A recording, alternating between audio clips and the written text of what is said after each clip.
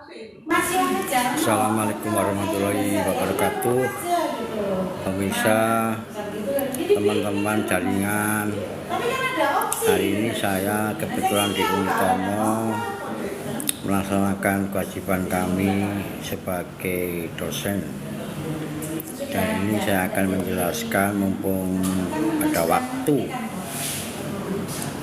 masalah ilmu kami yang kami bedah, yang kami angkat itu adalah ilmu kuantum Mataram, ilmu yang lama, ilmu yang hampir dilupakan orang. Padahal ilmu ini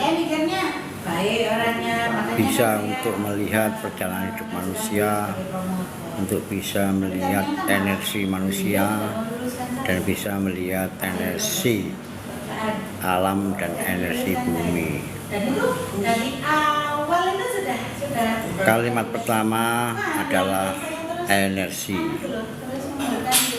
Energi adalah sebuah titik yang bergerak, yang ada di dalam semua makhluk hidup, apakah makhluk mati, makhluk hidup, apakah manusia, binatang, tumbuh-tumbuhan, bahkan benda-benda mati pun sebenarnya adalah mengandung titik energi yang bergerak. Sebuah penelitian di luar negeri yang ingin mengetahui benda dengan teknologi modern, dengan mikroskop Hubble, mikroskop yang paling canggih di dunia, ternyata kesimpulannya bahwa bahwa semua benda ini adalah kosong atau ruang hampa. Ruang hampa ini di dalam ilmu Jawa disebut dengan suwung. Jadi kosong, tidak ada apa-apanya, hanya ada titik satu yang bersinar, kemudian didekati dengan mikroskop Hubble, ternyata ada sebuah benda sangat kecil yang ukurannya lebih kecil dari atom. Itu adalah sinar yang bergerak. Nah, sinar yang bergerak ini berputar menuju ke segala arah. Nah, ini yang disebut dengan energi. Ternyata semua benda yang ada di bumi dan juga yang ada di langit itu semua mengandung energi. Mengapa energi itu ada? Tuhan yang Maha Kuasa, Allah Ilahi itu adalah sebuah sosok yang tidak terlihat, tidak bisa diraba, tidak bisa dipegang.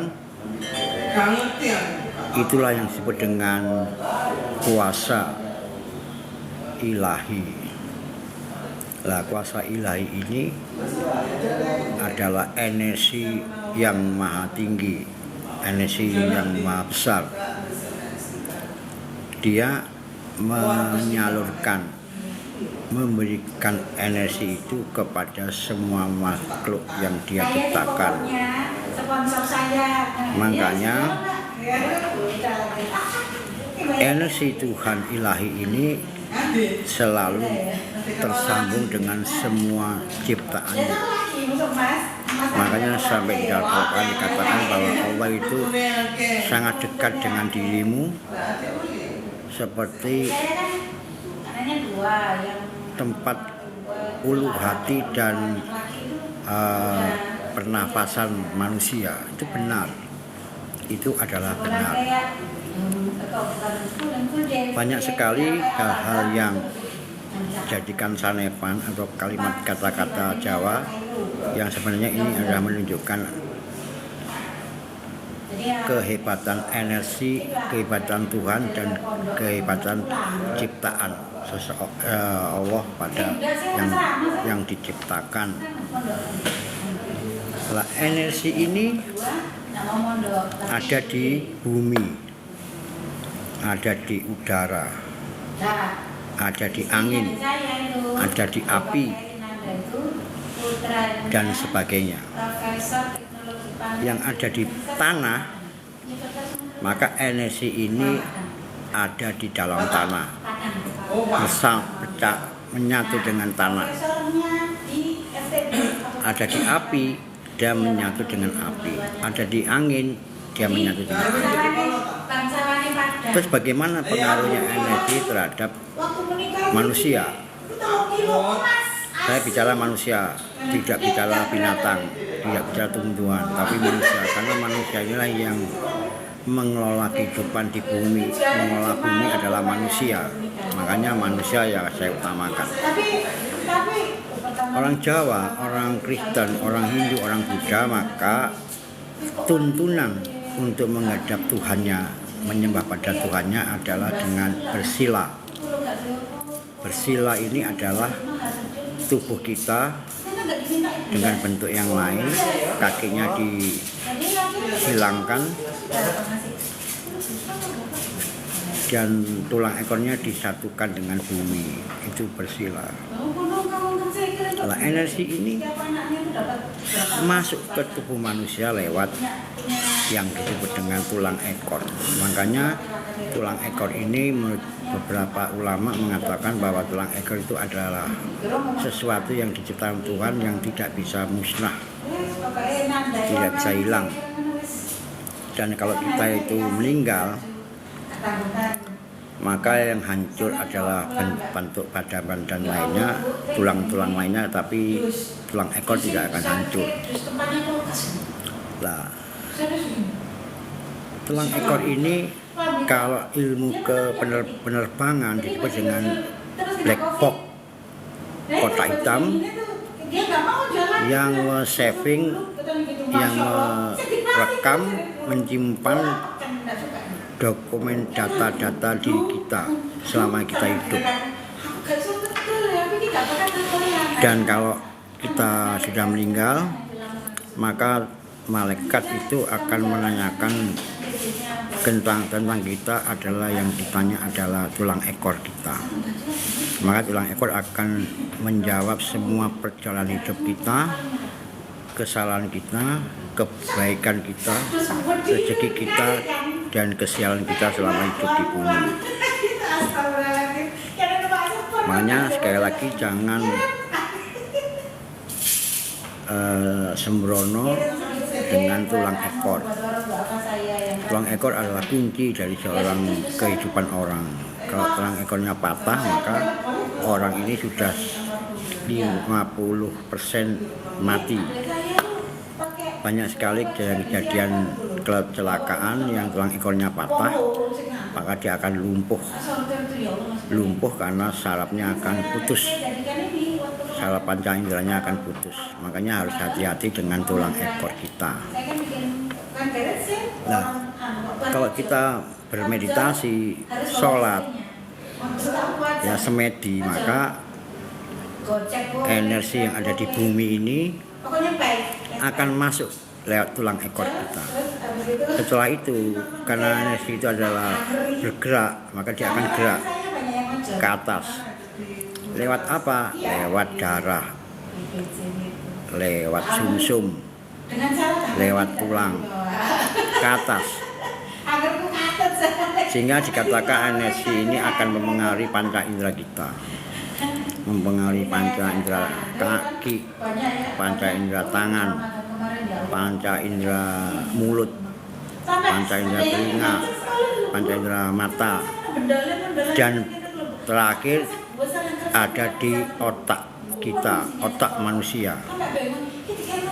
Oleh karena itu, ilmu ini sebenarnya bisa merubah kelakuan manusia dengan panca indera gerak, bisa merubah kelakuan tangan kaki kita, bisa mempengaruhi panca indera yang kita gunakan, yaitu bisa mempengaruhi mata, mulut, telinga, dan otak.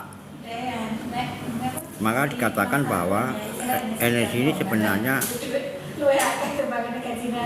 bisa melihat orang ini sering melakukan sesuatu yang dilakukan oleh panca indera mereka dengan apa? Dengan kata-kata yang jelek, ungkapan-ungkapan yang jelek, sering mukul orang dengan panca indera tangan, sering menendangi orang dengan panca indera kaki, sering melihat dengan mata hal-hal yang jelek. Dia melihat jorok-jorok, melihat yang seksi-seksi. Kemudian dia juga mendengarkan sesuatu yang tidak berguna bagi dirinya. Misalnya dia mendengarkan orang berantem, mendengarkan musik yang sangat bising. Sekarang banyak di Jawa Timur, di Malang ini, musik besar-besaran sound system. Ini mempengaruhi, dan kemudian energi ini akan mempengaruhi otak kita. Nah, di dalam otak ini dipengaruhi tentang pola pikir kita. Kalau kita bisa menenangkan pikiran kita, menenangkan otak kita, maka kita akan masuk ke dalam suasana yang disebut dengan kesadaran. Nah, kesadaran ini penting dalam hidup manusia. Selama manusia itu bisa masuk ke dalam titik kesadaran hakiki, maka orang ini sudah bisa menjaga hatinya, menjaga perasaannya, menjaga ucapannya terhadap siapapun. Maka apa yang dilakukan oleh orang ini, dia tidak mungkin akan mengalami perbuatan keji dan mungkar. Menghindari perbuatan keji dan mungkar ini bisa ditata oleh ilmu kuantum yang disebut dengan energi kuantum fisika. Oleh karena itu, di dalam energi kuantum fisika ini, mohon maaf, masih banyak dosen, tidak apa-apa, tapi yang penting dengar ucapan saya. Nah, saya lanjutkan. Kalau orang sudah mampu untuk masuk ke dalam energi hakiki, ketenangan yang hakiki, maka kita akan mengalami kesabaran yang luar biasa. Kesabaran yang luar biasa terhadap keadaan kita, dalam keadaan apapun kita sadar dan kita tenang. Kita sedih juga tenang, gembira juga sabar, dan mengalami penderitaan pun kita ada tenang dan sabar. Makanya orang kalau diajarkan tentang ilmu kuantum ini, pertama kali yang didapatkan adalah ketenangan pikiran. Kalau ketenangan pikiran, ketenangan hati sudah tercapai, tinggal menunggu rahmat ilahi yang masuk ke dalam diri kita. Kenapa? Karena sudah mengosongkan diri. Kita sudah mengosongkan diri kita. Semua kebendaan kita tinggalkan. Semua orang yang kita cintai kita tinggalkan. Benda-benda yang kita banggakan kita tinggalkan semua. Sehingga dikatakan saya ini kosong, tidak ada apa-apanya. Tidak ada kebendaan yang melingkupi kita, tidak ada manusia yang kita sayang yang menghambat kita. Maka kekosongan ini maka akan diisi oleh energi ilahi, yaitu energi kesadaran hakiki. Nah, kesadaran hakiki inilah yang kemudian menciptakan takwa.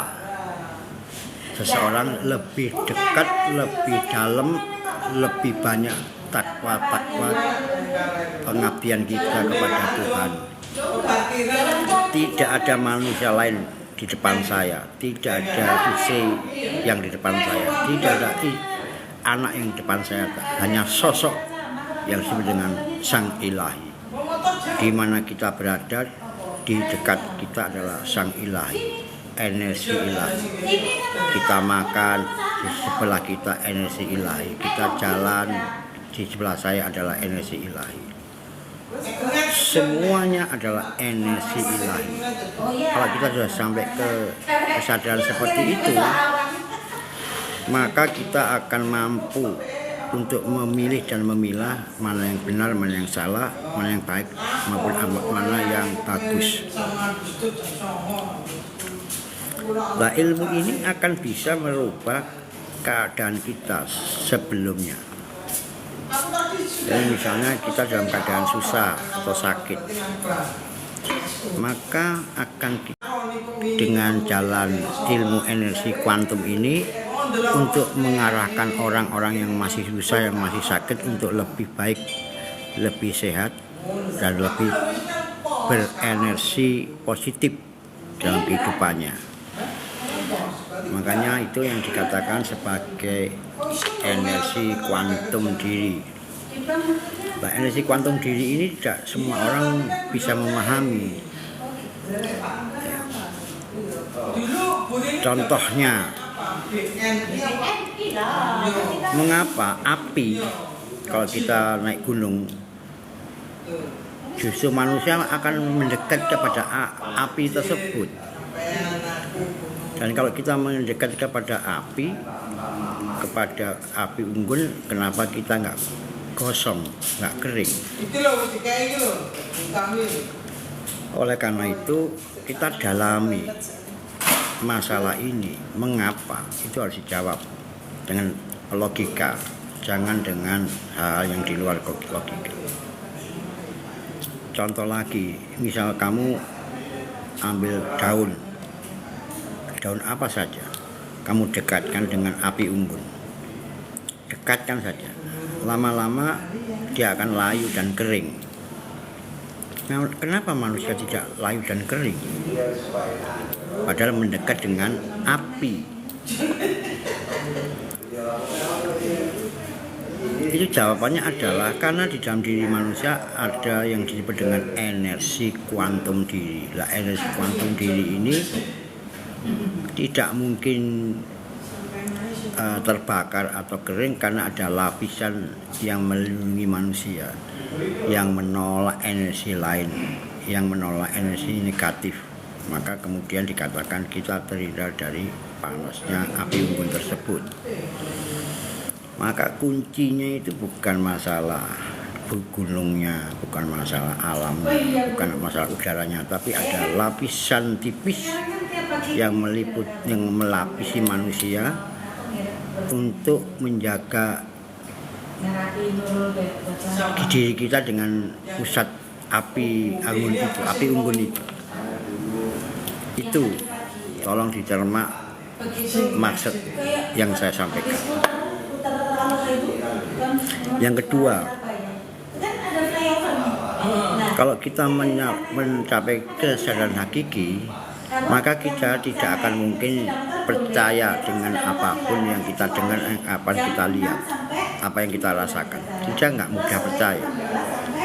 Akan mengalami keyakinan dan percayaan secara hakiki itu kalau kita mengalami sendiri.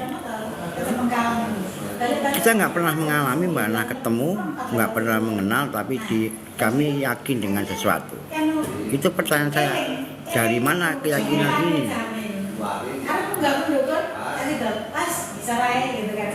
Kecuali kita tahu. Contoh misalnya, ada kalimat mengatakan bahwa kopi itu enak, tapi pernyataan ini disampaikan kepada orang nggak pernah minum kopi,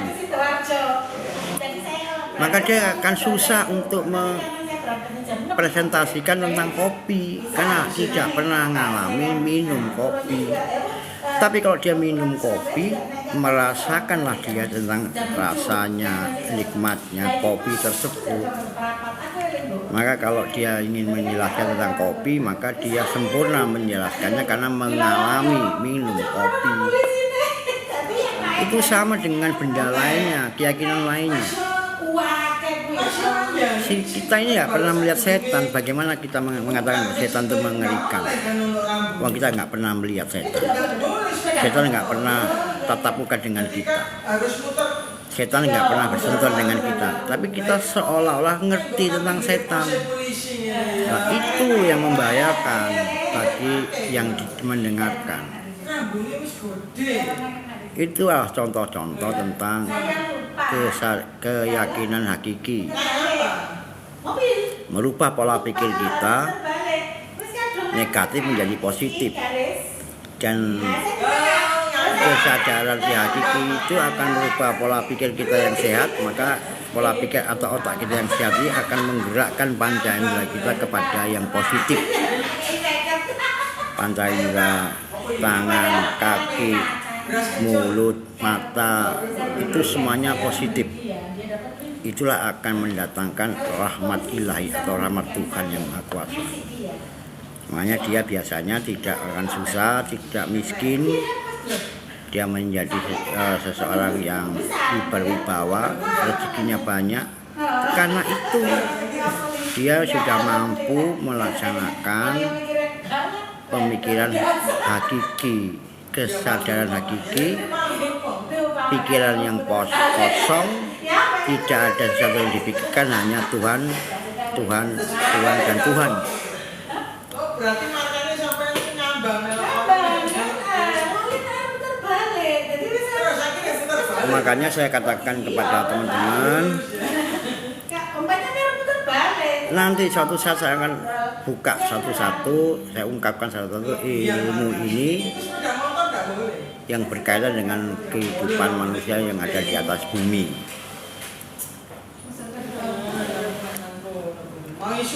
Jadi keadaan suasana ini juga mempengaruhi pada hidup manusia. Tapi yang paling penting, kita harus memilih dan memilah apa yang menyebabkan orang ini hebat. Contoh misalnya, ada seorang dokter yang hebat, dokter yang sudah berkali-kali menyembuhkan orang sakit. Ada suatu saat ada orang sakit datang ke dokter itu dan sembuh. Pertanyaannya, mengapa pasien itu sembuh? Apa yang dilakukan oleh dokter itu?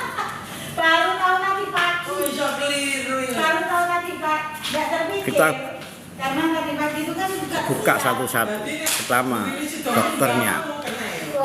Dokter itu manusia, bisa lupa, bisa salah. Karena manusia itu tempatnya salah dan keliru. Oke, berarti manusia bisa melakukan kesalahan dan kekeliruan. Yang kedua, obatnya. Bagaimana kita bisa dapat obat kalau tidak ada resepnya? Maka tanpa resep kita tidak mungkin mendapatkan obat yang cocok. Maka yang lebih penting bukan obatnya tapi resepnya. Maka apa resepnya itu bisa kunci dari sembuhnya orang itu? Bukan resepnya, tapi tulisan di dalam resep itu. Dokter menuliskan resep untuk orang yang sakit. Nah, resep ini isinya adalah obat sesuai dengan yang diderita oleh orang. Maka yang utama adalah tulisan resep. Yang terakhir, kalau tidak ada pena atau bolpen atau pensil, maka dokter tidak akan mungkin bisa menulis resep. Maka dari semuanya ini ternyata yang paling penting adalah benda yang disebut dengan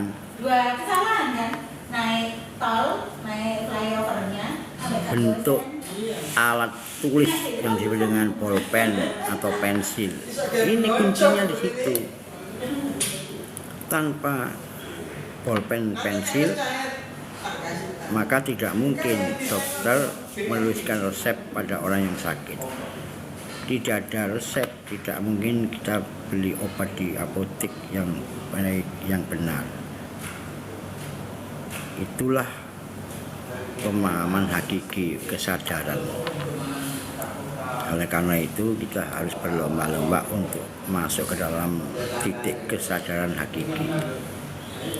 Dengan apa? Dengan lebih bertakwa kepada Sang Pencipta dengan cara masing-masing, dengan cara Islam, Kristen, Hindu, Buddha. Yang penting kita bertakwa, meyakini sesuatu yang kita yakini. Yang kedua, sering meditasi pernafasan. Kalau kita mampu untuk mengolah pernafasan dan meningkatkan diri dalam bentuk meditasi, maka kita akan meningkat energi kita dan masuk ke dalam kesadaran hakiki. Maka teman-teman pemirsa dan saudara-saudara, kita harus belajar bertakwa yang lebih benar terhadap keyakinan agama kita. Dan yang kedua adalah kita bermeditasi yang baik.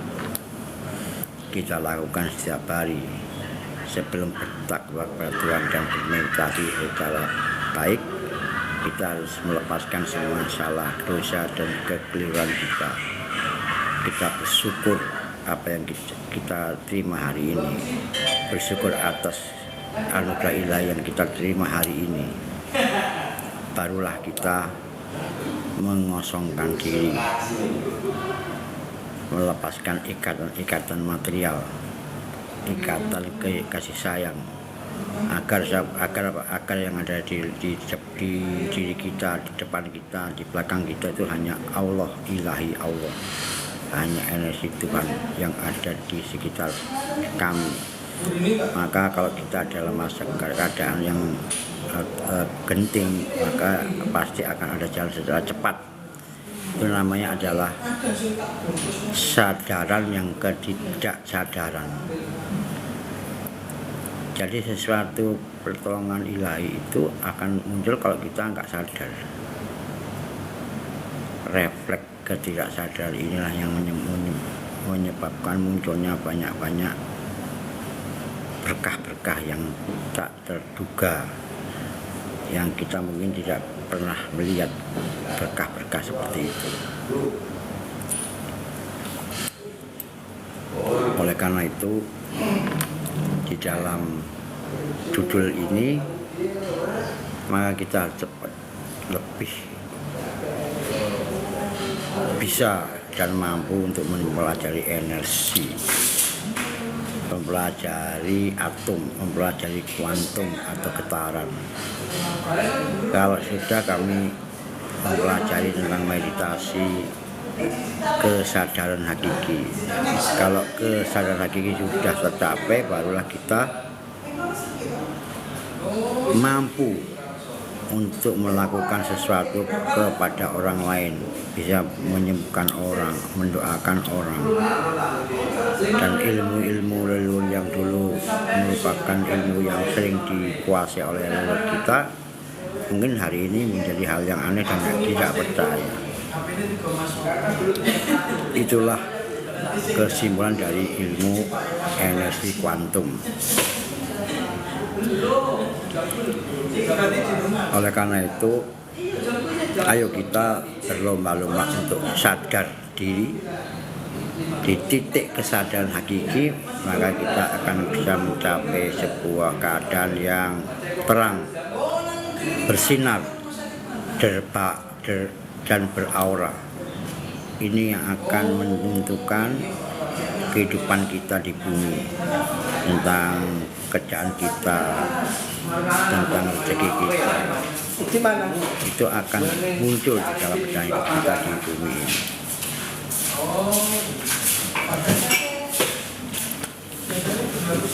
Itu yang bisa saya sampaikan sementara ini.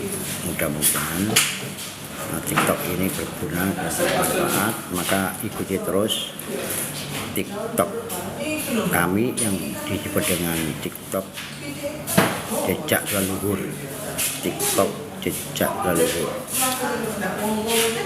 Dan jika ingin diskusi dan komunikasi dengan kami, maka tulislah ke email kami, ya, email MCKN, maka akan saya jawab semua pertanyaan saudara kepada saya tentang bumi, langit, kuantum, dan paralel kita. Itu yang saya sampaikan. Mudah-mudahan siang ini kita mampu untuk lebih sabar, lebih tenang, lebih kewibawa, lebih mengalah kepada keadaan apapun. Nah, kita juga harus bisa mempelajari simbol-simbol alam, apa yang disebut dengan bumi, apa yang disebut dengan angin, apa yang disebut dengan api, apa yang disebut dengan udara, dan apa yang disebut dengan matahari, bulan, dan bintang. Itu ke arah sana pemirsa. Kalau kalian mengikuti pembelajaran dari kami yang kami buka tiap Kamis malam di Padepokan Jejak Leluhur, Padepokan Jejak Leluhur Nusantara, ada di perumahan Citra Mandiri Regensi Blok I2 nomor 4 Sidoarjo Sukodono. Kami membuka padepokan untuk lebih mengajak masyarakat mempelajari tentang energi, mempelajari tentang atom, mempelajari tentang kuantum atau getaran. Monggo kalau mau mengikuti pengajian budaya, siapa saja dipersilakan, tidak ada pendaftaran. Yang penting niat untuk mempelajari energi kuantum untuk diri kita sendiri, untuk anak-anak kita sendiri, untuk cucu kita sendiri, untuk istri kita sendiri, dan untuk keluarga kita. Ilmu energi kuantum untuk beramal kepada sesama.